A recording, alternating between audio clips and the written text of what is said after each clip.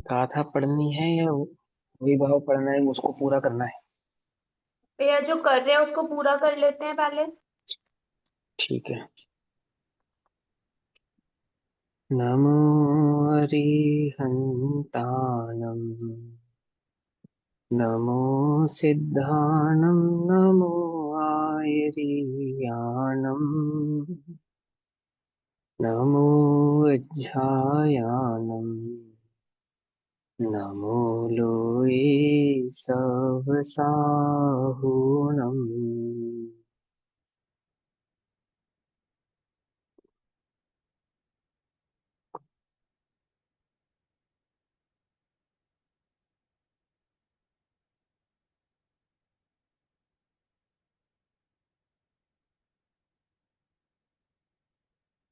नमः समे साराय कानुबुद्ध्या च कासिते, चित्स्वभावाय भावाय सर्वभावान्तरच्छिदे।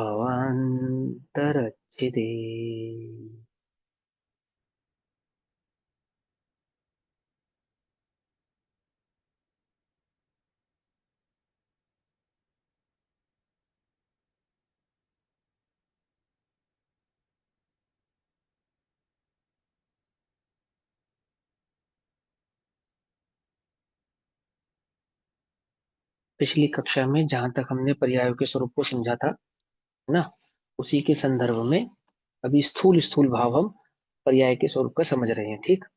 तो जितना हमने अभी तक समझा था उतना सभी को समझ में आ गया। और एक पेज मैंने आपको शेयर किया था, वो पढ़ा था आप सभी ने, है ना? पहले भी पढ़ा ही होगा आप लोगों ने, है ना? लेकिन वो चर्चा से प्रासंगिक होकर जब पढ़ते हैं उस भाव को, तो और ज्यादा वो समझ में आता है, और ज्यादा क्लियर होता है। तो क्या समझ में आया उस पेज को पढ़ने पर? आत्मानुभूति के संदर्भ में आचार्य पंडित टोडरमल जी आपसे क्या कहना चाहते हैं? कि आत्मानुभूति कहने में सिर्फ एकमात्र समय की होती है, लेकिन वो एक समय की नहीं होती है हाँ, जब लेकिन वो वहां पे अनुभव में कुछ और भाव आती है। बता रहे हैं। पंडित टोडरमल जी क्या समझा रहे हैं? पंडित टोडरमल जी ने आत्मानुभूति के संदर्भ में जो बात कही है उससे क्या समझ में आया आप लोगों को? वहां पे समयों की तो बात ही नहीं कि की। वो व्यंजन पर्याय है। अर्थ वो प्रत्यक्ष भी नहीं पर्याय कहा, और नहीं ऐसा है। भी नहीं कहा। परोक्ष की बात, प्रत्यक्ष और प्रत्यक्ष और परोक्ष। परोक्ष कहने की अपेक्षा बताई है।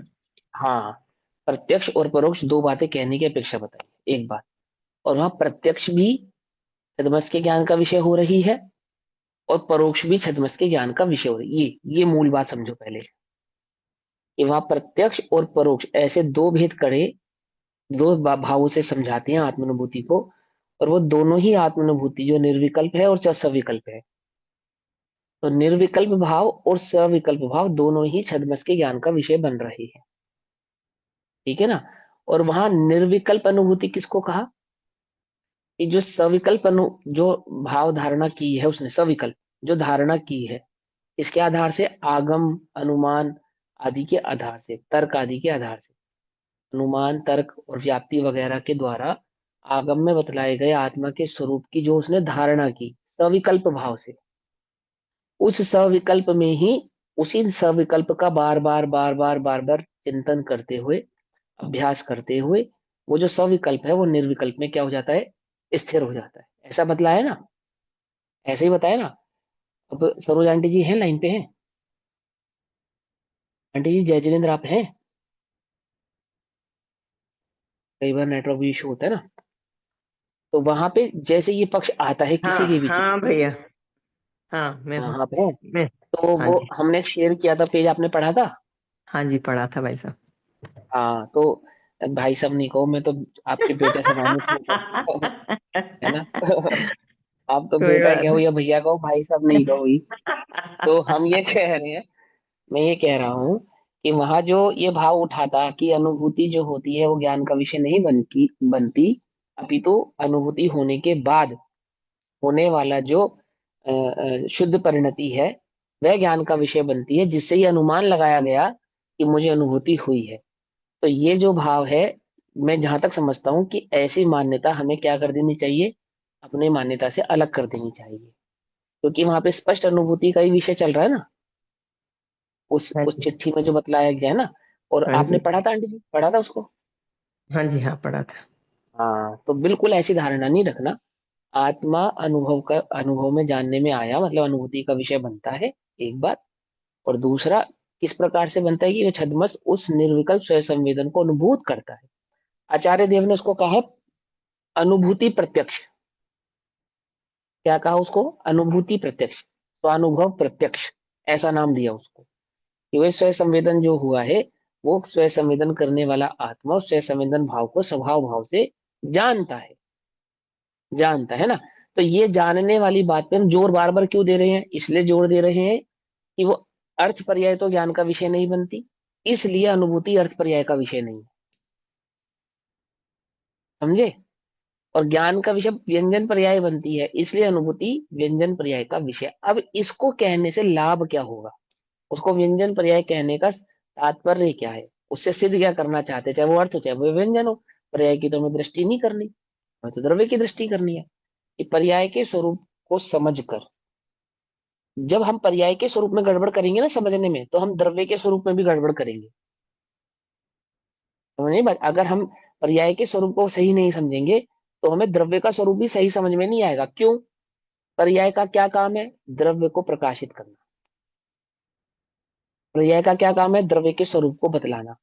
ये द्रव्य आमुक द्रव्य किस प्रकार से कार्य करता है, इस आमुक द्रव्य का स्वभाव क्या है, ये आमुक जो जिस भी द्रव्य की हम बात कर रहे हैं उस पे उसके किस किस प्रकार के गुण किस किस प्रकार से परिणमित होते हैं, ये सब पर्यायों से ही जाना जाता है। और वहीं से नक्की किया जाता है ये आमुक द्रव्य। फॉर एग्जाम्पल, एक सूट बूट पहना के बढ़िया एकदम कोट टाइप पहना के शानदार, और मोची आपके सामने खड़ा कर दिया जाए, तो क्या आप उसके प्रोफेशन को पहचान पाएंगे? प्रोफेशन माने कार्य, नहीं पहचान सकते। आप कर्ता के कार्य, कर्ता को उसके कार्य से पहचानते हैं। जीव करता है, ज्ञान कार्य है, इसलिए ज्ञान की धारणा से कर्ता यानी कि जीव की धारणा होती है, यानी ज्ञान स्वभाव को पहचानते हैं, तो जीव पहचानने में आता है। क्यों? क्योंकि हम कर्ता यानी कि जीव को पहचानते नहीं है। अगर कोई हमारे सामने सूट बूट पहना के मोची खड़ा कर देगा, हमें मालूम ही नहीं चलेगा मोची है। ये और बात है कि यदि हम उससे पहले से ही परिचित हों, तो हम भले ही ये जान सकते हैं कि ये मोची है। लेकिन जिसका हमें पहले से परिचय नहीं है, जिस द्रव्य का, जिस आत्मा का हमें पहले से परिचय नहीं है, जिस आत्मा को, जिस द्रव्य को हम पहले से जानते ही नहीं है, तो हमें कैसे मालूम चलेगा कि ये आत्मा है? हमें कैसे निर्णय होगा यही आत्मा है, यही आत्मा का लक्षण है? कि उसके कार्य से, क्या कार्य? उसका ज्ञान कार्य है। जो वर्तता हुआ वर्तमान में ज्ञान है, इस वर्तमान में वर्तते हुए ज्ञान की सिद्धि से ही उस आत्मा की सिद्धि होने वाली है। धुआं देखकर क्या होना है? अग्नि की सिद्धि होनी है। कुछ बात समझ में आ रही ना रही है? वो लाइन अगर आप पढ़ सको फिर से, अनुमान और तर्क वाली जो पंडित टोडरमल जी ने कही है, तो एक बार पढ़ के बताओ फटाफट जल्दी से, फिर हम आगे बढ़ेंगे। मैंने पेज शेयर किया हुआ ग्रुप पे ही, आप लोगों के उसको खोल के पढ़ दो फटाफट। यहाँ से पढ़ना है कि भाई यहाँ पर तो आगम अनुमान आदि परोक्ष ज्ञान से आत्मा का अनुभव होता है। हाँ, जैनागम ने जैसा आत्मा का स्वरूप कहा है उसे वैसा जानकर उसमें परिणामों को मग्न करता है। ऊपर इसलिए ऊपर चलो, रुक जाओ, पर नीचे नीचे मत जाओ, ऊपर ऊपर की लाइन पढ़ो, ऊपर ऊपर की लाइन, यहाँ पर क्वेश्चन तो के बाद। आगम अनुमानादिक परोक्ष ज्ञान से आत्मा का अनुभव होता है। अब रुक जाओ यहीं पे, इस लाइन पे ध्यान देना। अनुमान आदिक, अनुमान माने क्या? अनुमान माने तुक्का। सविकल्प क्या? वो निर्णय करते हैं। नहीं नहीं नहीं, पहले अनुमान का अर्थ करो। जानना। अनुमान माने क्या? जानना। अनुभव, अनु जानना। जिस जानना। द्रव्य को देखा नहीं है और आगम से समझा है उसको अनुमान, उसका अनुमान लगाना। पहले पहले समझो ध्यान से। अनुमान का मतलब तुक्का नहीं होता। अनुमान लगा के बताओ, बताओ छोटी उंगली कौन सी है, बड़ी उंगली कौन सी है, बताओ। इस ये अनुमान नहीं चल रहा यहाँ पे। याद है बचपन में खेल खेलते थे, है ना? वो बताओ कौन सी पर, कौन राजा है, कौन मंत्री है, कौन चोर है, बताओ। तो क्या लगाते थे तुम? अनुमान लगाते थे। लगाते थे नहीं लगाते थे? ये अनुमान नहीं है यहाँ पे, ये सम्यक ज्ञान का अंश है। यहाँ जो अनुमान लगाया है, ध्यान से समझना इस बात को। अनुमान समझ गए? ये अनुमान वो तो मिथ्या ज्ञान का अंश है, तुक्का कहते हैं उसे, जो लोक में हम अनुमान लगाते हैं। अनुमान मालूम किसको कहते हैं? जहां पे तर्क को व्याप्त किया जाए। वो अग्नि, वो पर्वत पे अग्नि जल रही है, तो ये आपने कैसे अनुमान लगाया? तर्क है हमारे पास। क्या तर्क है? देखो धुआं उठ रहा है, बोले हाँ। ओहो, अच्छा अच्छा, धुआं उठ रहा है इसलिए अग्नि है। सामने वाले ने क्या बोला? अग्नि तो दिख नहीं रही, आपको कैसे अनुमान अनुमान मतलब यहाँ हुआ? पे कारण कार्य की सिद्धि करके बताइए मतलब। सिद्धि करता है, हाँ। अनुमान तुक्का नहीं है, अनुमान में तर्क व्याप्तता है। इस अनुमान के अंदर तर्क व्याप्तता है। 1 मिनट में कितने सेकंड होते हैं? कि 60 सेकंड होते हैं, ठीक। और 1 घंटे में कितने मिनट होते हैं? कि 60 मिनट होते हैं। बस इतना हमें सिद्धांत सिखा दिया गया।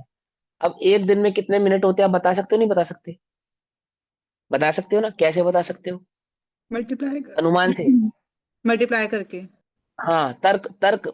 उस अनुमान के अंदर जो आपने उत्तर दिया, उसके अंदर क्या व्याप्तता है? तर्क व्याप्तता है।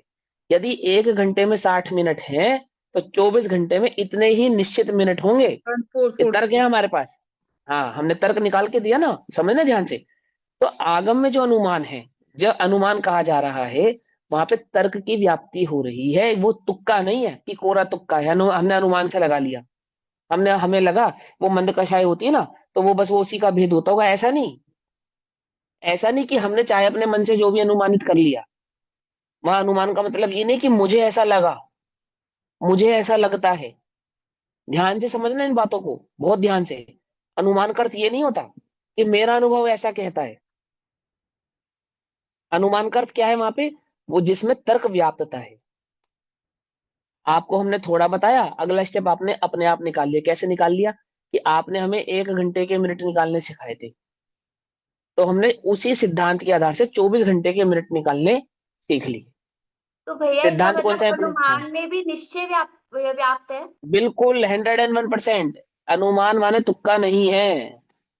वहां अनुमान का मतलब ऐसा नहीं है कि मुझे ऐसा लगता है या मुझे ऐसा समझ में आया है। वहां अनुमान में सिद्धांत गर्भित होता है। क्या सिद्धांत जैसे गर्भित भैया किया अनुमान? 5वीं गाथा में भी आया ना, जो सामान्य धर्म है वो तो मतलब कि वचनों के गोचर है, और जो विशेष हाँ धर्म है उनका अनुमान कराया जाता है। हाँ, तो सामान्य से लगाया जाता ना। हमने सामान्य में जो सिद्धांत सीखा था, उनको हम विशेष के पे इम्प्लीमेंट करते हैं, अप्लाई करते हैं। पकड़ में बात? आपको यदि याद हो, अनुमान आदि ज्ञान के उदाहरण दिए जाते हैं। तर्क का उदाहरण, अनुमान का उदाहरण। तो अनुमान का क्या उदाहरण दिया गया? कि पर्वत पर धुआं उठता हो, है अनुमान ना? का ये बताया कि यत्र यत्र धूमस्ति तत्र तत्र अग्नि। अग्नि। अब बताओ, ये तर्क है या अनुमान है? बताओ। अनुमान है। तर्क तर्क है सहित ये। अनुमान है। तर्क सहित हाँ अनुमान है ये। हाँ, ये क्योंकि ऐसा अनुमान है। प्रत्यक्ष अग्नि प्रत्यक्ष तो नहीं है, नहीं लेकिन है। हमने धुआं देख के ये लगाया कि अग्नि है वहां हाँ, पे। तो उसमें क्या लगाया, क्या व्याप्त किया हमने उसके अंदर? तर्क व्याप्त किया। क्योंकि धुआं बिना अग्नि के होता नहीं है। अनुमान का अर्थ निकालना समझ में आया? तो अनुमान का ये कोई छल ग्रहण करे। क्या छल ग्रहण करे? कि भाई वो लिखा तो है आगम में अनुमान से लगाना, तो मैंने अनुमान से लगाया है, तो अनुमान के अंदर तर्क होना चाहिए। और वो तर्क कौन सा होना चाहिए? कौन जिसमें सा होना लक्षण, चाहिए? वो जिसमें तर्क कोई होना चाहिए। लक्षणाभास नहीं हो। हाँ, सैद्धांतिक तर्क कहे या उसको आगमिक तर्क कहे, या जो 3 लक्षणों से परे हो। कौन कौन से 3 लक्षण है उसमें? अतिव्याप्ति, अव्याप्ति और असंभवपना नहीं होना चाहिए। समझे? तो अब यही जीव है, मैं ही जीव हूं, ये अनुमान है। कैसे? क्योंकि मैं ज्ञान की सिद्धि कर रहा हूं, और ज्ञान जीव का लक्षण होने से, ये ज्ञान की सिद्धि से जीव की सिद्धि हो रही है। ये अनुमान। कुछ बात समझ में आई या नहीं समझ में आई? ये जो वर्त रहा है ना, जानना भाव, मेरा ज्ञान भाव, ये सिद्ध कर रहा है इस बात को कि मैं जीव हूं। बोले कैसे? ये कैसे? जीव तो अरूपी है, तुमने कैसे जाना तुम जीव हो? बोले ज्ञान जानने में आ रहा है, नहीं आ रहा? बोले हाँ, जानने में आ रहा है। बोले यही तो जीव है, क्योंकि ज्ञान जीव का लक्षण है। धूम, धुआं अग्नि का लक्षण है। लक्षण है मतलब वहां धुआं बिना अग्नि के होता नहीं। कुछ बात समझ में आई? जैसे अग्नि क्या नहीं है? प्रत्यक्ष नहीं है। ऐसे आत्मा क्या नहीं है? प्रत्यक्ष नहीं है। परंतु ज्ञान प्रत्यक्ष है। ये सहज जानने में आ रहा है। मैं हूं ना, हूं। बोलो हूं या नहीं हूं? कैसे देखा तुमने? कैसे जाना तुम हो? ओहो, ये ज्ञान सिद्धि कर रहा है कि मैं हूं। उस ज्ञान स्वभाव की सिद्धि से, इसलिए आचार्य देव क्या कहते हैं? ज्ञान ही आत्मा है, आत्मा ही ज्ञान है। आत्मज्ञानम स्वयं ज्ञानम ज्ञानादन्यत करोति किम। आई बात समझ में? कैसे तर्क लगाया, अनुमान कैसे लगाया? अनुमान माने क्या? जिसमें तर्क व्याप्तता हो, उस अनुमान के द्वारा वस्तु की क्या की जाती है, सिद्धि की जाती है। कहां से निकालते हैं हम इस बात को? इसलिए सीख रहे हैं हम ये बात कि वहां पर्याय क्या बतला रही है कि जानने की जो ज्ञान की पर्याय है, जानन जानन जानन जानन जो भाव है, वह सिद्धि कर रहा है इस बात की कि यही जीव है। इसलिए हम वहां ज्ञान स्वभाव की पर्याय की चर्चा करते हैं। बात समझ में? और यदि हम उस पर्याय को ही सही तरीके से नहीं समझेंगे तो क्या गड़बड़ होने वाली है? तर्क गलत लगेगा, और तर्क गलत लगने पर क्या होगा? अनुमानित यानी कि जिसका अनुमान लगाया है ऐसा वस्तु स्वरूप मिथ्या ही पकड़ में आता है। कैसे पकड़ में आता है? कि लोक में अनुभूति करने वाले बहुत से जीव हैं जिन्हें अनुभूति में या तो भगवत साक्षात्कार यानी कि साक्षात भगवान का दर्शन होता है, अथवा आत्मा सफेद सफेद धुएं जैसा नजर आता है, अथवा वह आत्मा रस के भाव में नजर आता है, अथवा वह आत्मा सुगंध आदि के भाव में नजर आता है, अथवा एक सिरहन सी होती है, अथवा एक बिजली सी कौंधती है, क्या, अथवा शरीर सुन्न हो जाता है। क्यों? तर्क लगाओ अब इसके अंदर, लगेगा? नहीं लगेगा। व्याप्ति के ज्ञान को तर्क कहते हैं, और अनुमान किसको कहते हैं? जिसमें तर्क व्याप्ता हो। आई बात समझ में? नहीं समझ में? इसलिए क्या कहा? वस्तु स्वरूप में पर्यायों के स्वरूप को भली प्रकार से समझो, तभी एक तुम बार किसकी दोबारा से सिद्धि कर रिपीट पाओगे। करना, किसको अनुमान किसको तर्क बोला, अभी आपने बोला था ना। हाँ, व्याप्ति के ज्ञान को तर्क कहते हैं, और अनुमान उसको कहते हैं जिसमें तर्क व्याप्तता है। तर्क सहित होता है अनुमान, बिना तर्क के नहीं होता है। ठीक है ना? अब आगे, अब आगे तो आगे जैनागम करेंगे। में जैनागम में जैसा आत्मा का स्वरूप कहा है उसे वैसा जानकर उसमें परिणामों को मग्न करता है, इसलिए आगम परोक्ष प्रमाण कहते हैं। हाँ बस, अथवा अब ये बात तो यहीं पे, इस बात को तो यहीं पे छोड़ दीजिए। अब आगे की आप अपने आप पढ़ लेना, वो परोक्ष किस लिए कहते हैं, प्रमाण किस लिए कहते हैं, और वह आत्मा का अनुभव करने के लिए किस प्रकार से उसकी व्याप्ति है, किस किस प्रोसेस से आप उस आत्मा को जान पाएंगे। ये चर्चा तो हम कई बार समय समय पर करते आए हैं। अभी हमें पर्याय समझनी है, तो जहां तक हमने कल पर्याय का स्वरूप समझा था, पढ़ा था, उसके आगे का पढ़ेंगे। व्यंजन पर्याय स्थूल, मिली जुली, चिरकालमय, वचन गोचर, मूर्तिक, हम्म। अल्पज्ञ के ज्ञान का विषय होती है। इसे हाँ, अब स्थूल, स्वप्रापेक्ष अब व्यंजन, अब व्यंजन पर्याय है ना। व्यंजन माने क्या, व्यंजन का मतलब क्या है, तो उसमें मैंने नाम लिखे अलग अलग। अब पहले, सबसे पहला नाम क्या लिखा? स्थूल। सबसे पहले क्या लिखा? स्थूल। स्थूल, स्थूल किसे कहते हैं? स्थूल के दो अर्थ होते हैं। स्थूल के दो अर्थ होते हैं। पहला अर्थ क्या होता है? जो छद्मस्त के ज्ञान का विषय हो उसको स्थूल कहते हैं। ये मूल अर्थ है। ठीक है ना? और जो मुझे समझ में आ जाए उसको स्थूल समझना, जो मुझे समझ में ना आए तो वो सूक्ष्म समझना। बस खत्म बात। बातें समझ में ही नहीं समझे? एक तो क्या, जो छद्मस्त समझ सके उसको स्थूल कहते हैं। तो व्यंजन पर्याय कैसी है कि यदि छद्मस्त को समझाया जाए, या छद्मस्त जीव उसको समझना चाहे, जानना चाहे, तो उसको जान सकता है, उसको समझ सकता है। बात समझ में आई या नहीं आई? है ना? तो किस लिए क्या हो गई, वो स्थूल हो गई। एक बात, व्यंजन का एक अर्थ हो गया कि जो छद्मस के ज्ञान का विषय बन सके। दूसरा क्या है उसका अर्थ? मिली जुली। मिली जुली माने वो दो द्रव्यों के मिलने से भी हो सकती है, वो छह द्रव्यों के मिलने से भी हो सकती है, वो दो गुणों की मिली जुली भी हो सकती है। समझे नहीं समझे? दो गुणों की मिली जुली पर्याय भी व्यंजन पर्याय होती है। हैं? छह द्रव्य से मिली जुली मतलब? ये उंगली हिल रही है, इसमें कितने द्रव्य हैं? छह छह। द्रव्य। हाँ, बस सीधी सी बात है। ठीक है ना? तो छह द्रव्यों के साथ मिला जुला भाव, दो द्रव्यों के साथ मिला जुला भाव, या दो गुणों के साथ मिला जुला भाव, वो सब भी व्यंजन कहलाता है। क्योंकि दो गुणों की मिलीजुली पर्याय या अनंत गुणों की मिलीजुली पर्याय जरूरी नहीं छद्म से जान पाए। जैसे सिद्ध भगवान की सिद्ध अवस्था, अब बोलो छद्मस उसका अनुमान नहीं लगा सकता ना। अनुमान इन सेंस कि जैसा आगम में लिखा है वैसा जान लेगा, बस खत्म बात। आप उसको कल्पना करके जान पाओ तो ऐसा नहीं है। जो चित्र आप देखते हो ना सिद्ध भगवान के, वो सब काल्पनिक है। क्या है वो सब? काल्पनिक है। ऐसे थोड़ी है, वो कैसे होते हैं बताओ? कोई आकार निश्चित नहीं कर पाओगे आप वहां पे, भैया, लेकिन आकार होता है। हाँ लघु जी। जन सिद्धांत प्रवेशिका में कहा है कि प्रदेशत्व गुण की पर्याय को व्यंजन पर्याय कहते हैं। हाँ, उसको करा यहाँ दिया। कैसे घटाएंगे? ये प्रदेशी है ना, आत्मा कितने प्रदेशी है? असंख्यात प्रदेशी। असंख्यात हाँ, वो प्रदेशी। जो असंख्यात प्रदेशों का जो आकार है, क्योंकि प्रदेशत गुण की पर्याय का क्या मतलब होता है? ये निश्चित निश्चित प्रदेश होना बस, इसलिए वहां पे उसको इतना भर कह दिया। लेकिन मात्र लघु जैन सिद्धांत प्रवेशिका में क्या कहा है, इतना नहीं पढ़ो, आगे भी चलो, है ना। नहीं, उसको प्रच- यहाँ कैसे बस घटाएंगे? बताया ना, प्रदेशत्व गुण। बताया ना, हाँ। बताया ना, ये प्रदेश है ना, असंख्यात प्रदेशी आत्मा का जो स्थिर बना हुआ असंख्यात प्रदेशों का, क्योंकि वहां वहां ये आत्मा है, ये कैसे जानेंगे कि वहां प्रदेश भाव मात्र है, वहां प्रदेशों का आकार भाव मात्र, अन्य कुछ नहीं है। सिद्धालय में सिद्ध अवस्था जो है, जो अवस्था है, अवस्था जीव की अवस्था विशेष को क्या कहते हैं? पर्याय कहते हैं। तो चार गति में जीव की अवस्था तो एक इंद्रिय से लेकर संगीत पंच इंद्रिय पर्याय पने तक स्थिति, जैसे भगवान महावीर स्वामी आदि नाते आदि आदि हम सदेश के भाव से जान रहे थे। लेकिन वहां तो क्या हो गए, वो वेदे ही हो गए। तो ये सिद्ध है, हमने कैसे जाना कि यही सिद्ध भगवान है?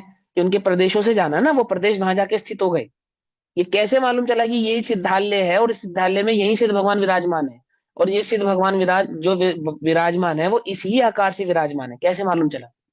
हमने पूछा पद्मासन से जाने वाले जीव सिद्धालय में कैसे विराजते हैं, तो आपने कहा कि सिद्ध पद्मासन आकार से ही व्याप्त हैं। कैसे पहचान लिया आपने? प्रदेशत्व गुणों के कारण, क्योंकि प्रदेशत्व गुण के कारण क्या होगा? प्रदेश होगा ही होगा, और उस प्रदेश का कोई ना कोई, उन असंख्यात प्रदेशों का कोई ना कोई आकार भी होगा, इस अपेक्षा से वहां पे। क्योंकि प्रदेशत गुण की जो पर्याय व्यंजन पर्याय, जो स्वभाव व्यंजन पर्याय कही, उसका बस एक ही उदाहरण है अपने पास। कौन सा उदाहरण है वो सिद्ध भगवान का आकार, बस। स्वभाव व्यंजन पर्याय का एकमात्र उदाहरण अपने पास जो उपलब्ध है, क्या है वो? सिद्ध भगवान का आकार। पकड़ में ही बात, नहीं पकड़ में ही, है ना। तो इसीलिए वहां पे वो प्रदेशत गुण की अपेक्षा से वहां पे वह बात लिखी, बिल्कुल करेक्ट है, कोई आपत्ति नहीं है। और घटित कैसे करना? क्योंकि वह असंख्यात प्रदेशों का कोई ना कोई आकार है, और उस आकार को वहां पे व्यंजन कहते हैं, और सिद्ध भगवान की अवस्था को वहां पे व्यंजन, स्वभाव व्यंजन पर्याय कहते हैं, ऐसा जानना अभी। लेकिन वो स्वभाव व्यंजन पर्याय कैसी है कि छद्मस के ज्ञान का विषय नहीं है। हम अनुमान आदि से तो जानते, अनुमान मतलब कि अपनी बुद्धि के घोड़े दौड़ाकर उसको जैसा समझ पाए समझते तो हैं, लेकिन प्रदेश तो अरूपी होते हैं, प्रदेश तो अरूपी होते हैं, हमें तो मालूम नहीं है। तो हमने उसको कैसे प्रमाणित किया कि जैसा आगम में लिखा है वैसा प्रमाणित किया। तो स्थूल कहने का तात्पर्य मैं ये कहना चाहता हूं कि व्यंजन कहने का मतलब ये नहीं है कि व्यंजन की समस्त पर्याय आपके ज्ञान का विषय बन जाए, ठीक। तो वहां पे व्यंजन के दो अर्थ करें। पहला अर्थ क्या करा? जो स्थूल है, स्थूल मतलब कि जो छद्मस के ज्ञान का विषय हो, जो छद्मस जिसको जान सके। लेकिन उसका एक अर्थ क्या है? मिला जुला भाव भी है, एक अर्थ उसका आकार भी है, ठीक है ना। एक अर्थ उसका, और क्या क्या दीदी, और क्या क्या हमें पढ़ो एक एक करके। स्थूल के बाद क्या है अगला? मिला जुला। अगला मिली जुली चिरकाल में। चिरकाल में, जो लंबे समय तक रहती है। जो एक समय की रहती है उसको व्यंजन पर्याय नहीं कहते, जो एक समय से अधिक रहती है उसको व्यंजन पर्याय कहते हैं। कितनी अधिक रहती है? कि कोई उसकी निश्चित अच्छा। सीमा नहीं है, निश्चित सीमा नहीं है। जैसे अनंत शादी अनंत काल तक सिद्ध भगवान किस अवस्था तक विराजमान रहेंगे? कि जिस अवस्था से यहाँ से मोक्ष आदि को प्राप्त हुए हैं, शादी अनंत काल तक उसी अवस्था में विराजमान रहेंगे। तो क्या हो गई? वो चिरकाल की हो गई, चिरकाल हो गई। और चिरकाल कहने का मतलब ऑलवेज होता है ऐसा भी नहीं, जो लंबे समय तक हो उसको चिरकाल कहते हैं, जिसका टाइम पीरियड, टाइम ड्यूरेशन थोड़ा लंबा हो। जैसे मैं मनुष्य पर्याय में कब तक रहने वाला हूँ? तो जब जितनी भी चिरकाल मेरी तक। आयुष है, हाँ चिरकाल तक जितना भी मेरा आयुष है यहाँ पे। जैसे लोक में कहते हैं चिरंजीवी भवा, चिरंजीवी भवा मतलब लंबे समय तक जियो, ऐसा, ठीक है ना। तो लंबे समय तक रहने वाली अवस्था जो हो किसी की आमुख अवस्था, उसको क्या कहते हैं? व्यंजन पर्याय कहते हैं। जैसे ये शरीर है ना, शरीर, तो ये पुद्गल की व्यंजन पर्याय है। समझ में आई बात? ये जो शरीर है ये पुद्गल की व्यंजन पर्याय। पुद्गल ऐसा होता है जैसा शरीर है? कैसा होता है पुद्गल, बताओ? पुद्गल परमाणु कैसा होता है? सबसे पहला क्वेश्चन, पुद्गल परमाणु किस रंग का होता है? बोलो। स्क्वायर और पुद्गल मोटे परमाणु का रंग, रंग तो होगा ना उसका। कोई ना कोई रंग तो है ही। रंग क्यों? कोई वर्ण रंग रंग नहीं नहीं, होता। वर्ण नहीं है उसके पास? अरे क्यों? वर्ण है उसके पास, गुण। ट्रांसपेरेंट। पुद्गल तो होता है, वर्ण पुद्गल तो है है। ही, ट्रांसपेरेंट। कोई ना कोई वर्ण अब तो ये है, तो हमारे ज्ञान का विषय नहीं है वो एक।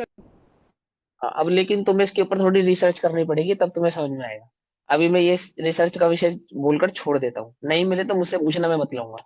तो पुद्गल का कोई ना कोई रंग तो होगा, क्योंकि वर्ण गुण है उसका, है ना, बिना रंग के तो वो होगा नहीं।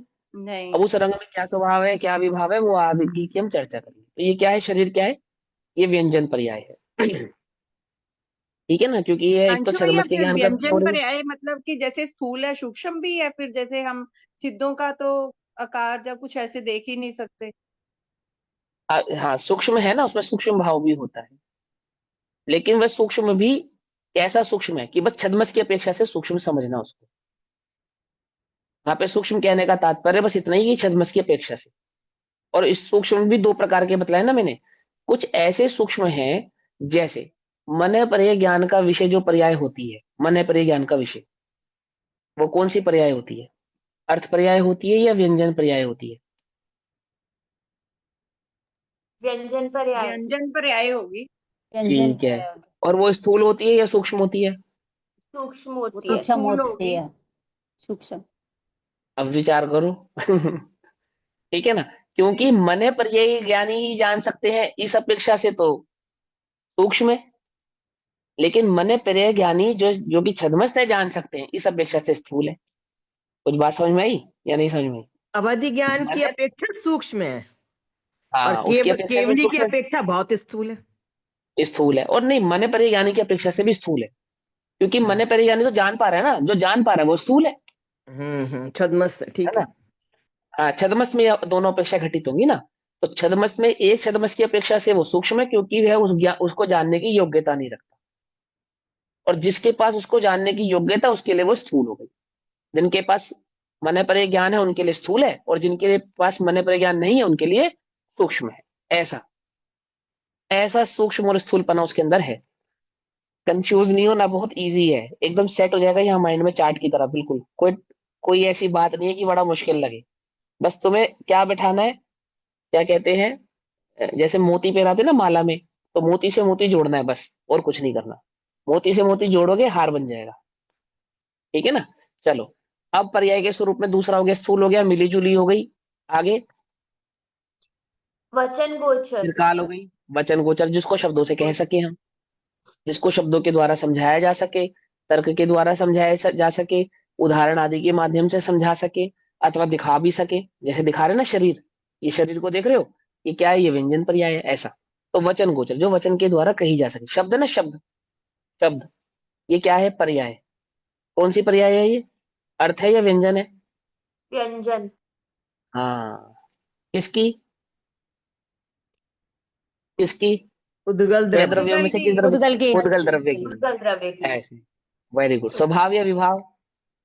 विभाव। विभाव। कैसे विभाव, कैसे है? कि क्योंकि नहीं ये भैया, मेरा आत्मा स्वभाव है। कहेंगे तो स्वभाव है, और अपशब्द कहेंगे तो विभाव है, क्या? कुछ बात समझे नहीं? अगर हमने विभाव बोला ही है। भगवान महावीर स्वामी की जय, तो ये तो हो गई हमारी स्वभाव पर्याय। और नहीं, हमने क्योंकि ये तुमको बोला आत्मा कि का गुण तुम नहीं है। क्योंकि ये आत्मा का नहीं गुण नहीं, नहीं है बोलना। अरे शब्द। आत्मा की अपेक्षा से नहीं, पुद्गल की अपेक्षा से बताओ ना, पुद्गल का भी भैया तो स्वभाव पुद्गल कुछ के है। हिसाब से तो उद्गल फिर का तो स्वभाव हो गया ना, स्वभाव। स्वभाव विभाव। हुआ, फिर उद्गल के स्वभाव। हिसाब से स्वभाव व्यंजन पर्याय। अब नहीं। दो दिमाग लगाओ, थोड़ा सा शांति रखो, थोड़ा सा दिमाग लगाओ। इस शब्द, ये व्यंजन पर्याय है, वेरी गुड। पुद्गल की है, यहां तक भी तुम ठीक थे, बिल्कुल, बहुत बढ़िया, वेरी गुड। अब हमने पूछा ये स्वभाव है या विभाव है, ठीक है ना। तो तुमने क्या, मैंने क्या कहा कि जिस जिस शब्द के अंदर हमने बोला भगवान महावीर स्वामी की जय, वो तो है स्वभाव पुद्गल। और जिसमें हमने कुछ का उल्टा सीधा अपशब्द, वो हो गया विभाव पुद्गल। ऐसा है क्या? कि ऐसा नहीं। तो अब यहाँ पे थोड़ी सी बुद्धि ये लगाओ कि पुद्गल की जो स्वभाव व्यंजन पर्याय है, स्वभाव व्यंजन पर्याय, है ना, उसमें शब्द उसके पास गुण तो है, शब्द नाम का उसके पास गुण तो है, परंतु वह निश्चित नहीं है। वो शब्द निश्चित नहीं है कि वो सा है, का है, रा है, चा है, ला है, ऐसा नहीं, ऐसा नहीं। मैं समझाऊंगा वो भी तुमको। लेकिन अगर शब्द उच्चारण हो रहा है और तुम्हें सुनाई दे रहा है, तो वो विभाव ही है। आमुख शब्द, शब्द के उच्चारण को स्वभाव नहीं कहते, किसी निश्चित शब्द को स्वभाव नहीं कहते। शब्द गुण को तो स्वभाव कहते हैं, ध्यान से समझना। और उसका व्यंजनपना क्या है वो भी मैं तुम्हें बतलाऊंगा कि उसका स्कंद रूप व्यंजनपना है क्या है। ना, स्कंद भी तो है ना, इसलिए। स्कंद है ना, हाँ, स्कंद भी है, लेकिन स्कंद भी स्वभाव नहीं है, विभाव है। तो फिर भैया इसीलिए तो स्वभाव विभाव गुण है, व्यंजन स्कंद पर्याय, है। हाँ हाँ। है, स्वभाव गुण व्यंजन पर्याय का एग्जाम्पल क्या होगा? अभी बतलाएंगे ना, आगे आगे क्यों चल रहे हो, आराम आराम से सब बताऊंगा, घबरा क्यों रहे हो, सब समझा दूंगा। लेकिन मैं अभी तो यहाँ पे समझाया कि वो व्यंजन पर्याय है। ऐसे जो शब्द तुमने सुने वो व्यंजन, आंखों से देखा व्यंजन, रसना इंद्रिय आदि का जो विषय है वो सब व्यंजन पर्याय। ठीक है, ये पांचों इंद्रियों और मन के माध्यम से जाना गया समस्त भाव क्या है, व्यंजन पर्याय। पकड़ में आ गई बात, है ना। चलो अब आगे चलेंगे, आगे। मूर्तिक। मूर्तिक है, ठीक है ना। तो पुद्गल कैसा होता है, मूर्तिक होता है या अमूर्तिक होता है। मूर्तिक। मूर्तिक। मूर्तिक होता है। मूर्तिक है। मूर्तिक। इसीलिए पुद्गल की पर्याय भी कैसी होंगी, मूर्तिक। मूर्तिक होंगी। मूर्तिक होंगे। मूर्तिक होंगी। सीधी सी बात है, ठीक है ना। जो द्रव्य जैसा है उसकी पर्याय भी वैसी ही होती है। आगे। अल्पज्ञ के ज्ञान का विषय होती है। हाँ, उसके लिए केवल ज्ञान का ही विषय बने ऐसा नहीं है, अल्पज्ञ के ज्ञान का भी वे विषय बन सकती है, बनती है। जैसे मैंने समझा ना, मन पर ज्ञान का विषय, कुछ अवधि ज्ञान का विषय, कुछ मतिशुद्ध ज्ञान का विषय, इस प्रकार से जानी जाती है। कुछ उद्गल की व्यंजन पर्याय ऐसी भी होती है, अथवा व्यंजन पर्याय ऐसी भी होती है जो छद्मस के ज्ञान का विषय नहीं होती। जैसे हमने सिद्धावस्था की बात की, है ना, वो मात्र केवल ज्ञान गम में ही होती है, अर्थात केवलियों के ज्ञान का ही विषय होती है। ठीक, तो भी हम व्यंजन पर्यायों में क्या तर्क लगाते हैं कि वो छद्मस्त को जितना समझाया जाए वो समझाई जा सकती है, इसलिए वहां पे क्या कहा, अल्पज्ञ के ज्ञान का विषय भी होती है।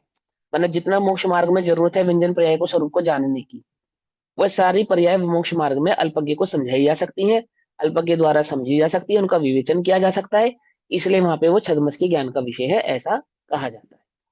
चल, है ना, 100%। जो 100 की 100% जो पर्याय हैं व्यंजन पर्याय, वो छद्मस के ज्ञान का विषय होंगी ही होंगी, ऐसा नियम नहीं है, लेकिन होती है। तो इसलिए यहाँ पे ये लिखा अल्पज्ञ के ज्ञान का विषय भी होती है। चलो आगे। इसे स्वपरापेक्ष पर्याय भी कहते हैं। हाँ, व्यंजन पर्याय का एक दूसरा नाम है स्वापरापेक्ष पर्याय। नियम सारजी में जो स्वापरापेक्ष पर्याय आई है वो व्यंजन पर्याय का ही दूसरा नाम है। टीका, मूल टीका संस्कृत की जो आचार्य देव ने लिखी है, उस टीका में उसका पढ़ना आप, टीका में साफ लिखा है स्वापरापेक्ष पर्याय को व्यंजन पर्याय, एक अर्थ पर्याय और एक व्यंजन पर्याय। ठीक है, ऐसे दो प्रकार की पर्याय होती है। चलो नोट आगे। में लिखा हुआ है, फुटनोट में लिखा है वो व्यंजन नहीं, का टीका में एक, लिखा है। टीका का ही फुटनोट भी नीचे जो लिखा है ना उसमें भी हाँ, लिखा हुआ है। टीका का फुटनोट तो है, लेकिन मैं बता रहा हूँ मूल टीका पढ़ो ना, मूल संस्कृत टीका में ही लिखी है वो बात, फुटनोट में तो मेंशन किया ही है उसको। चलो आगे। व्यंजन का एक अर्थ आकार भी होता है। हाँ, व्यंजन का एक अर्थ आकार भी होता है, लोक में व्यंजन का मतलब आकार भी होता है। देखो आपने सुना होगा क्यूजीन, क्यूजीन को हिंदी में क्या कहते हैं। पकवान। हाँ, और व्यंजन भी कहते हैं, पकवान उर्दू शब्द है, हाँ, व्यंजन। समझे, हिंदी शब्द व्यंजन है। ठीक है, खाने के अलग अलग प्रकार के जो सामग्री आप बनाते हो ना उसको व्यंजन कहते हैं। क्यों कहते हैं उसको व्यंजन, क्योंकि आपने कुछ निश्चित सामग्री को मिक्स करके बनाया है, जोड़कर बनाया है, इसलिए वो मिली जुली, ये नाम है उसका व्यंजन, इसलिए उसका नाम व्यंजन पड़ा। पकड़ में ही बात। व्यंजन कहने का मतलब कोई खाने की चीज है ऐसा नहीं, व्यंजन कहने का मतलब है जो कुछ चीजों को जोड़कर या मिलाकर बनाया जाए, क्योंकि वो रूढ़ी शब्द है, व्यंजन खाने के संदर्भ में लोक में प्रसिद्ध हो गया, तो वो व्यंजन शब्द खाने के लिए युक्त किया जाता है। पर व्यंजन का जो शाब्दिक अर्थ होता है उसका मतलब होता है मिला जुला। और अंतिम बात क्या कही, जिसको आकार को भी व्यंजन कहते हैं, क्योंकि प्रदेशत गुण की पर्याय है ना, जैसा कि अभी आंटी जी ने बताया, अभी आंटी जी ने बताया ना कि वो प्रदेशत गुण की पर्याय, तो प्रदेशत गुण की पर्याय होने के कारण क्या है, आकार का मतलब भी व्यंजन होता है। और वहां भैया सिद्धाकार व्यंजन, आकार की अपेक्षा, व्यंजन वो हिंदी के भी व्यंजन हैं, वो भी शब्दों से मिलके बनते हैं, स्वरों से, हाँ जो है ना, हिंदी में, हाँ इसलिए उन्हें व्याकरण में व्यंजन एक कहते व्यंजन, हैं। इसलिए हाँ, उनको व्यंजन कहते हैं, क्योंकि इसलिए दो उन्हें शब्द भी जोड़ के या व्यंजन। प्रत्यय जोड़कर, हाँ प्रत्यय जोड़कर, दो शब्द जोड़कर, संधि जोड़कर बनाए जाते हैं, मैंने जो जोड़कर बनाया जाए उसको व्यंजन कहते हैं। सिंपल सी भैया बात है। मुझे स्वाप्रापेक्ष पर्याय का समझ नहीं आया, आपने क्या बताया था? व्यंजन होता है स्वापरापेक्ष पर्याय, व्यंजन पर्याय को ही कहते हैं, ये कहा, बस अच्छा और क्या तो कहा। ठीक है। नहीं, हम ठीक है। जैसे सापेक्ष पर्याय लेते हैं ना कि जो पर सापेक्ष है, सापेक्ष हो जाती है। मुझे ये मतलब ऐसे लगा कि हाँ चलो कोई बात नहीं, यहाँ पे बस इतना ही है कि व्यंजन पर्याय कहते हैं उसको, इससे अधिक कुछ नहीं। चलो अब आगे पढ़ो। समस्त द्रव्यों में पाए जाने वाले अगुरु लघुत्व गुण के अनंत अविभागी प्रतिच्छेदों में होने वाली निरंतर षट हानि षट वृद्धि रूप परिणमन को स्वभाव गुण द्रव्य अर्थ पर्याय कहते हैं। हाँ ये अर्थ पर्याय, इसके संदर्भ में हम कल चर्चा कर चुके हैं। आगे। मिथ्यात्व, कषाय, राग, द्वेष, पुण्य व पाप, ये 6 द्रव्य गुण विभाव अर्थ पर्याय हैं। हाँ अब ये द्रव्य गुण विभाव अर्थ पर्याय कौन कौन सी कही? मिथ्यात्व, मिथ्यात्व, राग, कषाय, द्वेष। हाँ मिथ्यात्व, कषाय, राग, द्वेष, कषाय, पुण्य और पाप, पुण्य छह। और पाप। क्या है ये? अर्थ पर्याय है। अर्थ पर्याय, अब आपने कहा अर्थ पर्याय तो क्या होती है? छद्मस के ज्ञान का विषय ही नहीं होती, है ना। और यहाँ पे आपने अर्थ पर्याय को क्या कहा? राग को क्या कहा? अर्थ पर्याय कहा। तो राग तो हमें जानने में आ रहा है, द्वेष तो हमें जानने में आ रहा है, कषाय तो हमें जानने में आती है, पुण्य पाप तो हमें समझ में आते हैं। कि जो राग द्वेष कषाय आदि भाव तुम्हें जानने में आते हैं, ये वास्तव में अर्थ पर्याय नहीं है। समझे? जो तुम्हारे जानने में आ रहे हैं, जो तुम्हें जानने में आते हैं, ये तो बहुत स्थूल राग भाव है, बहुत स्थूल द्वेष भाव है, बहुत स्थूल पुण्य अथवा पाप का भाव है। जैसे कोई द्रव्य लिंगी को रागी या द्वेषी कह सकता है? बोलो। द्रव्य लिंगी को क्या बोलोगे आप? रागी बोलोगे, द्वेषी बोलोगे या वीतरागी बोलोगे? बोलो। वो स्वयं भी झांकना चाहे ना अपने मन में, तो राग द्वेष को पकड़ पाएगा या नहीं पकड़ पाएगा? बोलो। नहीं पकड़ पकड़ पाएगा, पाएगा। वास्तव में नहीं पकड़ पाएगा, नहीं पकड़ पाएगा, यही तो समझा रहे हैं। क्योंकि शुक्ल शुक्ल लेख्या का इतने मंद रूप परिणाम वहां पे वर्तता है उसको, इतना तीव्र मंद, इतना मंदतर परिणाम उसको वर्तता है, इतना मंदतर कि वहां उस भाव, वहां उसका उद्वेग ही नहीं। अरे हम कह रहे जब शरीर पे खाल उतारी गई और उस पर नमक मिर्च लगा दी गई और मन में विकार उसके उत्पन्न नहीं हुआ, और आप कह रहे हो कि वो पकड़ पाएगा अपने द्वेष को, और आगम कहता है वो द्वेषी है। अनंतानुबंधी का दोनों भी नाश नहीं हुआ इसलिए। नहीं हुआ। तो क्या है कि वहां पे जो चारित्र आदि गुण है, आत्मा का जो चारित्र गुण है, वो चारित्र गुण का जो परिणमन हो रहा है सूक्ष्म भाव से, वो कैसा है? वो विकार रूप में, यानी कि वो जो चारित्र आत्मा का चारित्र भाव है, वो अभी कैसा नहीं हुआ है? सम्यक रूप नहीं हुआ है। भले ही उत्तर कषाय, यानी कि जो बड़ी हुई कषाय होती हैं, जो हमारे ज्ञान का विषय बनती है, ऐसी पर्याय उत्पन्न नहीं हो रही है। कैसी? जैसे हमारे ज्ञान का विषय बन पाए ऐसी। ध्यान रखना ध्यान से, है ना। तो भी वहां पे जो चारित्र का परिणमन है, वो कैसा है? विभाव रूप ही है, वो इतना सूक्ष्म है। एक बात, वहां पे राग द्वेष, मिथ्यात्व, पुण्य पाप, इन भावों को, 6 भावों को क्या माना गया? अर्थ, द्रव्य, अर्थ, व्यंजन, द्रव्य, अर्थ, पर्याय, गुण, द्रव्य, गुण, अर्थ, द्रव्य पर्याय। गुण तो द्रव्य गुण, विभाव अर्थ पर्याय। हाँ द्रव्य गुण विभाव अर्थ पर्याय। तो अब इनके थोड़े थोड़े से अर्थ समझ लो। विभाव इसलिए कहा क्योंकि वो जीव का स्वभाव नहीं है। राग द्वेष पुण्य पाप मिथ्यात्व और कषाय, ये जीव का स्वभाव नहीं है, इसलिए तो क्या हो गई? ये विभाव हो गई।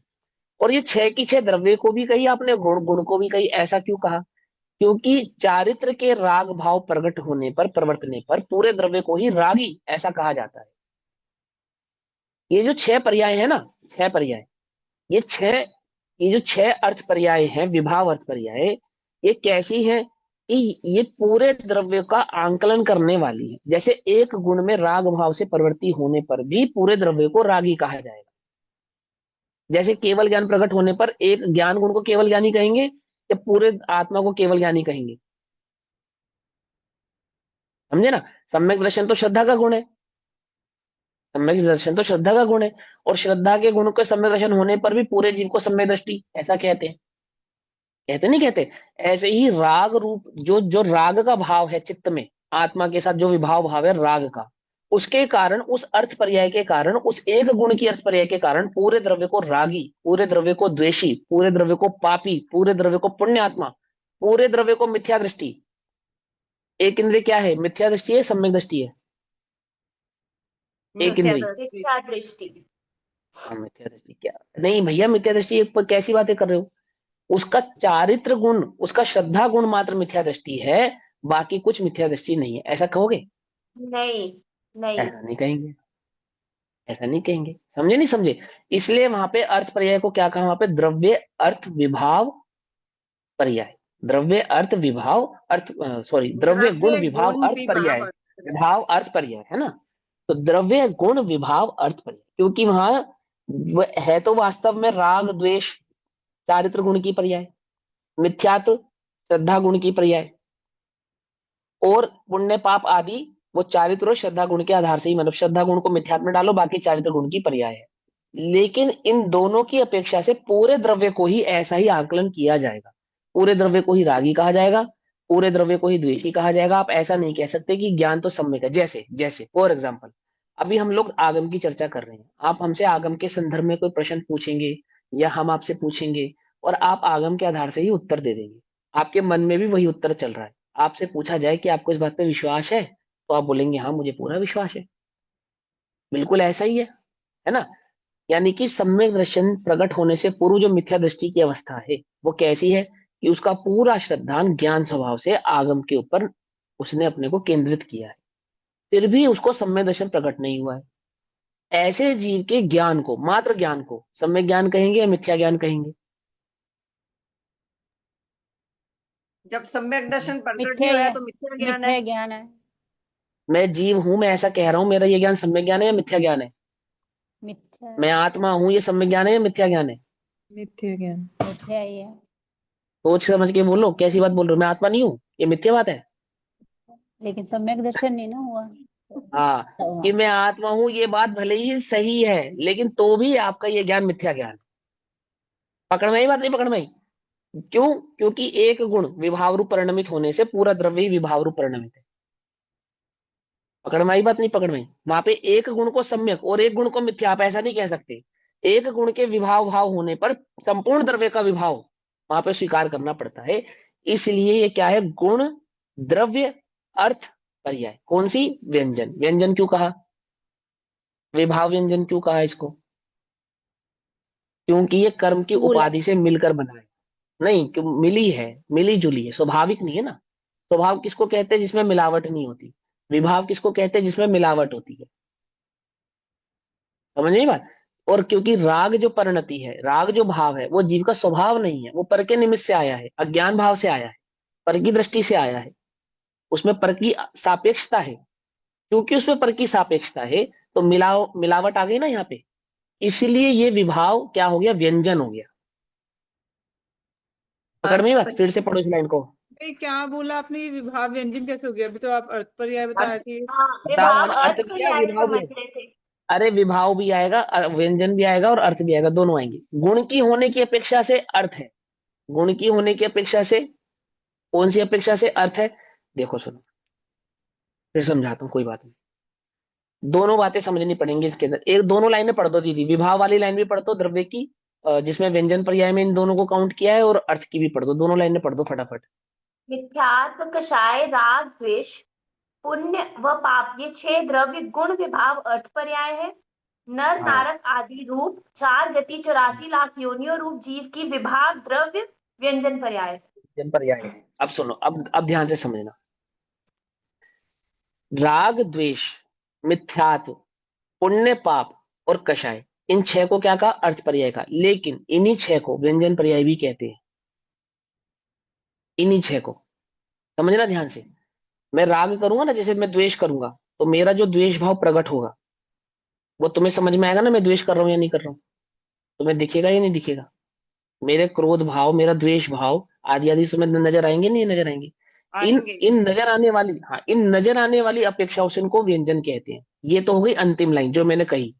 लेकिन अभी यहाँ पे आगम के अंदर इनको, इन परिणामों को व्यंजन पर्याय नहीं कहते, माने इसको राग द्वेष कहते ही नहीं है, इसको लेश्या कहते हैं। क्या कहते हैं इसको? लेश्या। फिर समझना, हम जब जीव का आंकलन करते हैं कि ये रागी है, द्वेषी है, कषाय वाला है या नहीं कषाय वाला है, तो वास्तव में वहां पे हम कषायों को नहीं देख रहे होते हैं। एक्चुअल में तो हम वहां पे लेश्या को देख रहे होते हैं। और इसी जीव के चित्त में कषाय है या कषाय नहीं है, ये कौन जानता है? कोई नहीं ये जानता। सिर्फ केवल ही जानते केवल हैं, ज्ञानी। नहीं, केवल ही लेखियाओं जानते से हैं। तो पता नहीं चलता कषाय है। नहीं, कौन सी लेशिया को किस कषाय में डालोगे आप बताओ? कृष्ण जैसे लेशिया किसी भी ने हो सकती है जिनको जैसे अनंतानुबंधी नहीं जैसे है। किसी ने जैसे किसी ने हिंसा हिंसा के परिणाम को अनंतानुबंधी में डाल दिया, फॉर एग्जाम्पल किसी ने ऐसा डाल दिया, तो क्या हिंसक परिणाम अनंतानुबंधी के अभाव वाले के नहीं हो सकते? होते हैं, 6 हो लेशियाएं हो होती है ना, सकते हैं ना। मिथ्या दृष्टि की जो छह सम्यक लेशियाएं दृष्टि होती है की। ना, हाँ छह लेशिया होती है। तो हमें जो राग द्वेष का परिणाम दिखाई देता है वो तो है व्यंजन भाव। पकड़ में आई बात? नहीं पकड़ में आई? लेकिन उसको उपचार से लोक में कषाय कहते हैं, तो आप उसको व्यंजन कह लो तो कह लो, लेकिन वो कषाय नहीं होती। एक्चुअल में तो वो लेशिया होती है। अब एक्चुअल कषाय में क्या होती कषाय है? आत्मा की श्रद्धा को बोला है। इसको बोला? एक्चुअल में जो कषाय कहते हैं आत्मा की श्रद्धा को कहते हैं, मतलब नहीं, आत्मा का श्रद्धा तो आत्मा का आत्मश्रद्धा। गुण है। अनंतानुबंधी प्रत्याख्यान अप्रत्याख्यान और संजलन को कहते हैं कषाय। ठीक है ना? अभी ध्यान से समझना। जैसे द्रव्य लिंगी कौन सी कषाय वाला दिखाई देगा हमको? संजुलन कषाय वाला दिखाई देगा। लेकिन उसको कषाय कौन सी है? अनंतानुबंधी। अनंतानुबंधी। अनंतानुबंधी कषाय। ये जो कषाय जो अनंतानुबंधी है, ये कैसे पता लगा हमें? ये तो हमने आगम के आधार से जान लिया कि आगम में लिखा है ऐसे जीव को भी अनंतानुबंधी कषाय होती है।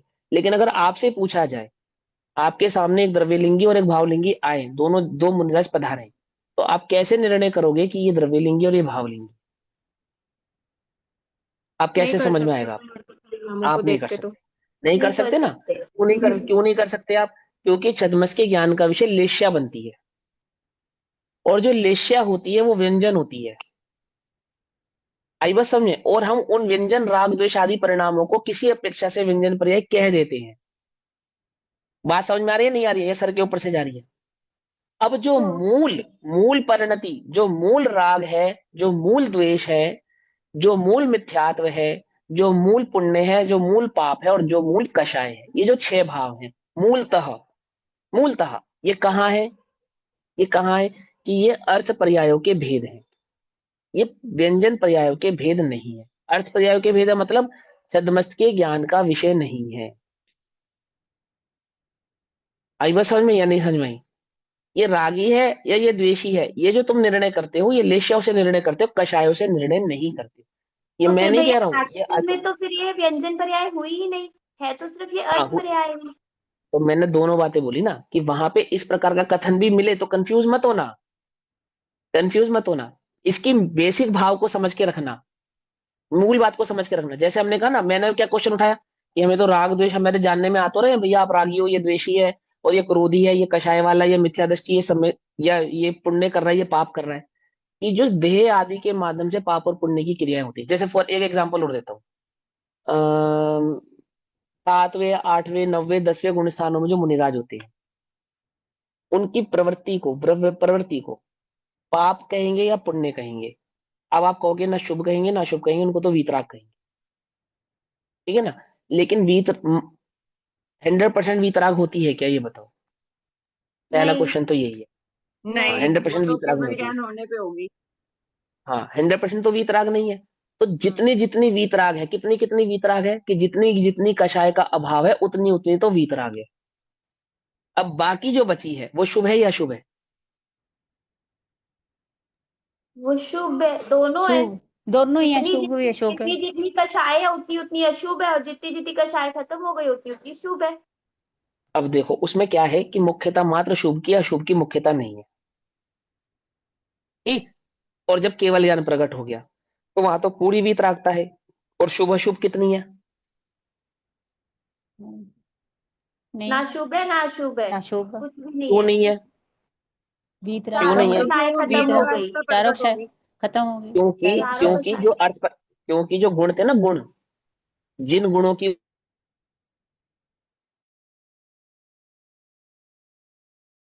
तो केवल ज्ञान प्रकट होने के बाद जो स्वभाव रूप परिणमन होने लगा, तो वहां पे क्या हो गया कि जो छह पर्याय थी विभाव से अर्थ में, वो सारी की सारी क्या हो गई? खत्म हो गई। और उन छह पर्यायों का क्या से परिणमन होने लगा? स्वभाव रूप परिणमन होने लगा। तो स्वभाव रूप परिणमन उन 6 की 6 पर्यायों का किस भाव से होता है? वीतराग भाव से होता है। पाप का भी वीतराग भाव से, पुण्य का भी वीतराग भाव से, कषाय का भी वीतराग भाव से, मिथ्यात का तो सम्यक दर्शन के आधार से ही हो ही गया। और क्या बचा? कषाय आदि भाव जो बचे, मतलब जो बचा पाप पुण्य कषाय मिथ्यात राग और द्वेष। तो राग द्वेष मिथ्यात्वादी जितने भी परिणाम थे 6 के 6, वो कैसे हो गए? वीतरागता में कन्वर्ट हो गए। अब वीतरागता का मतलब हो गया स्वभाव में कन्वर्ट हो गए। वो जो 6 की 6 पर्याय थी कैसे परिणमने लगी? स्वभाव रूप परिणमित होने लगी। अब हमने क्वेश्चन पूछा कि जो केवल ज्ञानी भगवान है, उनको शुभ अशुभ में से क्या है? क्या आप बोलोगे ना शुभ है ना शुभ है? तो जब वो 12वें गुण स्थान में थे, जब वो 10वें गुण स्थान में थे और 12वें गुण स्थान में थे, तब उनको शुभ या शुभ था? नहीं हाँ था। हाँ हाँ, अरे हाँ। कैसे नहीं था? 12वें गुण स्थान तक तो रहेगा ही ना। जब तक संतुलन छदमस्त कषाय रहेंगे है तब तो तक शुभ रहेगा, शुभ तो होएगा ही। होएगा ही अबुद्धिपूर्वक। होगा। अबुद्धि पूर्वक। तो वो अबुद्धि पूर्वक होने पर भी कहाँ है? अर्थ पर्यायों में। कुछ बात समझ में आ रही है नहीं? वहां राग द्वेष है या नहीं है? मुनिराजों में मतलब राग द्वेष है या नहीं है? वो उनके ज्ञान का विषय भी नहीं संजलन बनते जो 12वें गुण बनेगी स्थान नहीं, पे है। हाँ। उन हाँ, नहीं बनेगी। संजलन राग द्वेष है। हाँ, संजलन राग द्वेष है। संजलन पुण्य पाप भी है। संजलन कषाय भी है। और वहां सत्ता मिथ्यात्व का में है। सम्यक में कन्वर्जन तो हो चुका है। हाँ, सत्ता में है ना, सत्ता तो वो में अर्थ है। पर्यायों का, तो उसका परिणमन भी हो रहा है वहां पे। खाली सत्ता में पड़ी है ऐसी, ऐसा नहीं है, परिणमन भी हो रहा है। तो थोड़ा सा समझने वाली बात है कि अर्थ पर्यायों में जो गुणों की अपेक्षा से अर्थ पर्याय होती हैं, उन पे पूरे द्रव्य का आरोप भी आता है। यानी कि एक गुण के मिथ्यात रूप होने पर पूरे द्रव्य को मिथ्या दृष्टि, एक गुण में राग द्वेष होने पर पूरे द्रव्य को रागी द्वेषी, और पाप पुण्य की प्रवृत्ति होने पर पूरे द्रव्य को पापी या पुण्य आत्मा, ऐसा कहते हैं। इसलिए यहां पर जो गुण द्रव्य अर्थ विभाव पर्याय कही है, वो क्यों कही है? कि उन्हीं पर्यायों को गुण की भी कहा और उन्हीं पर्यायों को द्रव्य की भी कहा, क्योंकि गुणों के परिणमन के आधार से द्रव्य पर भी ऐसे आरोप आते हैं।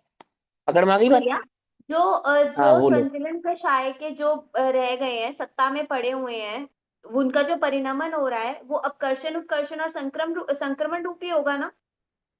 वो उत्कर्षण अपकर्षण संक्रमण आदि, ये सब अर्थ पर्यायों का काम नहीं है, ये तो पुद्गल का काम है, ये पुद्गल में हो रहा है। ये जीव के अर्थ पर्यायों में नहीं हो रहा। अच्छा, तो फिर परिणमन क्या ठीक हो है रहा ना? है वहां पे? आपने बोला ना कि देखो, संचलन कषाय रूप जो पड़े हुए हैं अंदर हमारे हाँ हाँ, गुण, तो वो उनका क्या उनका विभाग? वो सत्ता में है, और उस हम्म। गुण को पूरी तरीके से स्वभाव रूप परिणमने नहीं दे रहे, बस इतनी सी बात। द्रव्य जैसे कर्मों ज्ञान में पूर्ण, होता है भैया, उत्कर्षण अपकर्षण और संक्रमण सब द्रव्य कर्मों में होता है। हाँ, वही तो बोला मैंने, वो तो सब पुद्गल का है, जीव का नहीं है। क्योंकि द्रव्य कर्म का है इसलिए वो पुद्गल का है। और जीव का क्या है? तो वहां पे क्या हो रहा है कि जीव का, अगर जीव ज्ञान का स्वभाव भाव से परिणमित हो, संपूर्ण भाव से, अथवा श्रद्धा संपूर्ण भाव से परिणमित हो, अथवा चारित्र संपूर्ण भाव से परिणमित हो, तो कैसा परिणमित होगा? कि अनंत भाव लिए हुए परिणमित होगा। चारित्र कैसा है? अनंत चारित्र है। तो चारित्र गुण में अनंतता क्यों नहीं आ पा रही है? ज्ञान गुण में अनंतता क्यों नहीं आ पा रही है? श्रद्धा गुण में जो अनंतता परमावगाढ़ सम्यकपना होना चाहिए, वो क्यों नहीं आ पा रहा है? क्योंकि वहां पे कुछ ना कुछ विभाव अभी बाकी है। वो विभाव जो बाकी है, वो किसका परिचायक है? कि वो राग द्वेष मिथ्यात्व नहीं भी होने पर कषाय आदि जो आदि परिणाम है, उनका वो परिचायक है अर्थ पर्यायों में। अभी बात समझ में आई या नहीं समझ में आई? समझ में आ रही हाँ है? करिए। वो विभाव, उसको क्या कहा? विभाव अर्थ पर्याय। अर्थ पर्याय क्या कहा? अर्थ पर्याय, ध्यान से रखना। क्योंकि वो एक गुण की अपेक्षा से परिणमित होने वाली है। एक बात, एक बात है ना। और वो विभाव है क्योंकि जीव का स्वभाव नहीं है, दूसरी बात। और तीसरी बात, उसको द्रव्य का क्यों कहते हैं? क्योंकि उस परिणमन के आधार से पूरे द्रव्य पे वैसा आरोप लगता है। जैसे एक मिथ्यात्व रूप परिणमित होने पर पूरे द्रव्य को मिथ्या दृष्टि, ऐसा कहते हैं। इसलिए वहां पे लाइन क्या बनी? पढ़ो पढ़ो, लाइन क्या बनी? द्रव्य गुण मिथ्यात्व विभाव अर्थ पर्याय। कषाय राग द्वेष पुण्य पाप, ये 6 द्रव्य गुण विभाव अर्थ पर्याय है। अर्थ पर्याय, द्रव्य की भी गुणों की भी विभाव अर्थ पर्याय। इसको आप द्रव्य की विभाव पर्याय भी कह सकते हो, और और आप गुणों की इसे भी। गुणों की भी विभाव अर्थ भैया पर्याय कह सकते हो। जब हम एक हाँ, गुण की अपेक्षा लेंगे तो वो गुण तो विभाव अर्थ, अर्थ तो पर्याय हो गुण, गई। हाँ, अगर हम पूरे उस द्रव्य को पूरा ही अगर हमने जैसे कह दिया ये आत्मा पूरा रागी द्वेषी मिथ्या दृष्टि है ना, तो ये हम्म। पूरा द्रव्य गुण द्रव्य विभाव अर्थ पर्याय। विभाव अर्थ पर्याय हो जाएगी, ठीक है ना। ये जो राग द्वेष की परिणति अभी हम अपने को समझ में आती है, ये भी है, लेकिन ये वास्तविक राग द्वेष नहीं है। जो अंतर में जो विभाव रूप से परिणमन हुआ है, श्रद्धा आदि में बैठा है, वो विभाव है, मूल विभाव। ये लेश्य है। आपका टोटल फोकस किस पे है कि मैं राग नहीं करूंगा, तो क्या लेश्या नहीं पे। करोगे। लेश्या। हाँ, आपने जैसे कहा कि अब मैं आगे से अब तुमसे किसी से द्वेष नहीं करूंगा, तो क्या नहीं करोगे वो आप द्वेष के नाम पे। भाई मन वचन काया की प्रवृत्ति बदल लोगे, सीधी सी बात है। होना तो चाहिए था स्वभाव में स्थिरता, तो ही ऐसा हो सकता है कि आप द्वेष रूप ना परिणमे। और स्वभाव में स्थिर हुए बिना कोई कहता है कि मैंने द्वेष को जीत लिया, तो कैसे जीत लिया भाई तूने। नहीं जीत सकता ना। पकड़ में ही नहीं पकड़ में, क्योंकि वहां पे अर्थ पर्यायों में स्वभावपना प्रकट होना चाहिए, तो यहाँ पे माना जाएगा कि प्रकट हुआ है, अन्यथा माना नहीं जाएगा। कहा तो जा सकता है, कहने में तो कोई आपत्ति नहीं, कुछ भी कहो, होगा नहीं, होगा नहीं। समझ में आई बात, नहीं समझ में आई? तो क्या समझ कहते में हैं, ये आई, छल ग्रहण लेकिन नहीं यहाँ करना। पे एक पॉइंट और है, यहाँ पे एक पॉइंट और ऐड कर सकते हैं ना कि ये एक से 12वें क्या। गुण स्थान तक के जो छद्मस्त होते हैं उनकी अबुद्धि पूर्वक की जो चलता है अंदर राग द्वेष मिथ्यात्व कषाय। ये देखो, इसमें पॉइंट ऐड करने की जरूरत नहीं है, क्योंकि जितना भी विभाव भाव है वो सब छद्मस्त का ही है। नहीं, एक तो अबुद्धि पूर्वक हुआ, एक बुद्धि पूर्वक जो अपने ज्ञान का विषय हमें जो हम जिसे हम लेश्य का नाम दे रहे हैं वो तो व्यंजन में चला हाँ गया। हाँ, और जो यहाँ पे डालने अबुद्धि की आवश्यकता पूर्वक है, नहीं है, जो डालने की अबुद्धि आवश्यकता पूर्वक नहीं है, है। कंफ्यूज हो नहीं जाओगे, अपने डालने की माइंड आवश्यकता में नहीं है। रखने के लिए, अपने माइंड में रखने के लिए तो यहाँ हाँ, आप अपने लिखने के लिए, हाँ आप अपने लिखने के लिए तो लिख अपने सकते हो, पॉइंट अपना के लिए पॉइंट्स ना बनाने कि के लिए। हाँ अबुद्धि हाँ, पूर्वक की बिल्कुल जो बिल्कुल। पर्याय जो अपने ज्ञान का विषय नहीं है वो हुआ द्रव्य गुण अर्थ विभाव पर्याय। जो सत्ता में पड़ा हुआ है विभाव भाव, उसके आधार से होने वाले गुणों का जो स्वभाव परिणमन नहीं हो रहा है, इसलिए वहां पे उसको विभाव कहते हैं। समझ में, ये बात नहीं समझ में, इसलिए कहते हैं। हम भी तो सवाल करते हैं ना, कई बार हम क्या सवाल करते हैं, ऐसा कैसे हो सकता है कि उसको वो आत्मा की चर्चा कर रहा है, उसने 9 अंग 11 पूर्व भी पढ़े हैं, उससे अगर हम सम्यक दर्शन का स्वरूप समझेंगे तो वो बिल्कुल ऐसा ही बताएगा जैसा आगम में लिखा है। वो 28 मूल गुणों का निर्विचार पालन भी कर रहे हैं, उन्हें उन्हें उन्हें पर की किसी की इच्छा नहीं है, देह को भी अपना नहीं मान रहे हैं, फिर भी उन्हें सम्यक दर्शन नहीं हुआ। ऐसे कैसे हो सकता है। या उनको धर्म का स्वरूप नहीं समझा, ऐसे कैसे हो सकता है। आप कैसे कह सकते हो कि उनको अनंतानुबंधी है। कितना मुश्किल है ये स्वीकार करना। अपने से पूछो, अपने से पूछो। तो महीने भर के लिए सारे पाप आदि कार्य छोड़ दो, 8 8 9 9 घंटा स्वाध्याय करने लगो है, और तुम्हें स्वप्न में भी आत्मा हूँ आत्मा हूँ आत्मा हूँ, चले स्वप्न में भी।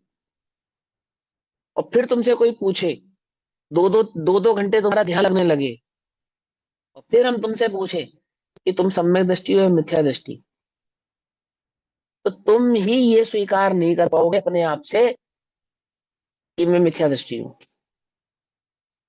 और तुमने 2 4 ग्रंथ लिख दिए हो, तो फिर तो कहना ही क्या, फिर तो बहुत सम्यक मुश्किल है। दृष्टि तो पहचान लेगा ना इसको, ये मिथ्या दृष्टि है। अरे भैया, उसकी छोड़ो, तुम अपनी बात करो। हाँ फिर फिर वहीं तो चले गए कि वो पहचान लेगा नहीं पहचान लेगा। तुम अपने को कैसे पहचानोगे, ये बताओ। तुम अपने मिथ्यात्व को कैसे पहचानोगे, ये तो समझाओ कि मेरे भीतर में भी कषाय है, इसको तुम कैसे पहचानोगे। कैसे समझ में आएगी तुम्हें ये बात, क्योंकि टोटल फोकस तो तुम्हारा लेशव पे है। तुम जिन व्यंजन भावों को राग द्वेष आदि समझते हो, वो राग द्वेषवादी नहीं है। मूल राग द्वेष मिथ्यात्वादी का परिणाम वो है कि तू स्वभाव का अनुभव तूने प्रकट किया है या नहीं किया है। वहां तेरे स्वभाव में अर्थ पर्यायों में परिणमन परिवर्तन होगा, अन्यथा नहीं होगा। पकड़ में ही बात नहीं, पकड़ में। मैं तो अपने राग द्वेष को जानता हूं, जानते हो नहीं जानते हो? तो जिस व्यंजन भाव को तुम अपना राग द्वेष कह रहे हो, वो सूक्ष्म होने पर तुम्हारे ही ज्ञान का विषय नहीं बनेगा। उस स्थिति में क्या करोगे, बोलो क्या करोगे। भैया पंडित जी साहब की पूजन में आता है ना कि ज्ञायक भाव हाँ क्षमा भंडार आत्म अरुचि सो क्रोध अपार। हाँ, आत्मा की वो अरुचि है, वो क्रोध है। हाँ, लेकिन वो अब क्रोध आत्मा की अरुचि, अरुचि माने क्या। हमें मतलब आत्मा की आत्मा की रुचि है या अरुचि है। आत्मा को जानने का प्रयास ही नहीं कर रहा, पुरुषार्थ नहीं कर रहा, वो अरुचि है। अब ये व्यवहार का कथन है। हाँ, है तो व्यवहार का। आत्मा में स्थिर नहीं हो रहा, ये अरुचि है। बस क्योंकि नहीं, जिसकी रुचि होती है, श्रद्धा वहीं टिकी होती है। अगर वो स्वभाव में नहीं टिकी है, इसका मतलब वो अरुचि ही है। यदि वो सम्यक दर्शन नहीं है तो वो रुचि का ही द्योतक है, क्योंकि श्रद्धा का यही काम है। ज्ञान जिसकी रुचि करे, श्रद्धा वहां अपना सर्वस्व न्यौछावर कर दे। समझे ना? अब वो ये सारे उपचरित कथन है, हम इन उपचरित कथनों में क्या करते हैं, फंस जाते हैं। तो हम टोटल का टोटल फोकस कहाँ करते हैं? अब ये तो अच्छी बात है कि मन वचन काया की प्रवृत्ति को बदलना आदि आदि, इसको नहीं मना कर रहे हैं हम। ये सारी कषाय की मंदता किसके लिए की थी? इतनी मेहनत किसके लिए की थी? क्या है वो चीज जिसके लिए इतना सब कुछ किया जा रहा है, द्रव्यलिंगी मारा खापा जा रहा है? किसके लिए? किसके लिए? वो गायब है। उसको कहते हैं दृष्टि का विषय, वो गायब है। और वो कैसा है? वो सहज है बिल्कुल। जाग तो जीव वो है, वो तो है ये सहज ज्ञान ज्ञान ज्ञान ज्ञान, जहां से उस द्रव्य को पकड़ना था उसकी तरफ तो दृष्टि ही नहीं की। आई बात समझ में? नहीं समझ में आई? समझ में आ गई बात? अच्छी बात है, चलो समझ में आ गई तो अभी तो समय भी हो गया। ठीक है ना? बाकी जो है चर्चा वो हम कल करेंगे। तब तक के लिए सभी को जय जिनेन्द्र। ओम नमः सिद्धेभ्यः। निज निधि निज में बताई यह अनंत उपकार, उसे के लिए जिनवानी माँ को वंदना।